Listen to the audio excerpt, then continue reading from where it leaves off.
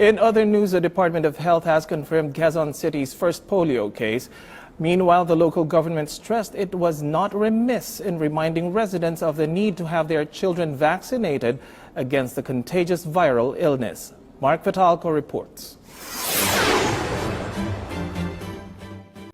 For the first time, the Department of Health confirmed a 3-year-old child from Quezon City tested positive for polio. Based on the results from the Research Institute for Tropical Medicine, the child had type 2 polio. They manifested symptoms such as fever, diarrhea, muscle pain, asymmetric ascending paralysis, and weakness of extremities. But the big question is how come the child contracted the polio virus despite receiving 5 doses of vaccine? According to Health Secretary Francisco Duque III, the victim did not receive the type 2 oral polio vaccine. 5 nga eh. 3 nung una tapos 2 itong mga recent NCR.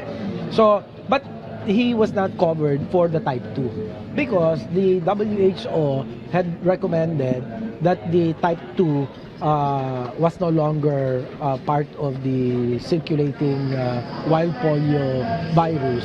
So hinintiyon nila yun. Quezon City Mayor Joy Belmonte said the local government did not lack in conducting vaccination sessions, monitoring, and even in reporting possible cases of polio. She also said the LGU will extend assistance to address the medical needs of the child. Meanwhile, the DOH also urged hospitals to strengthen their acute flaccid paralysis surveillance, especially since it might develop into polio. Secretary Duque stressed that compared to previous years, their surveillance on the disease is more effective and progressive. Dati kasi mahina surveillance eh. So hindi mo alam, nangyayari na pala. Pero ngayon, we're picking it up.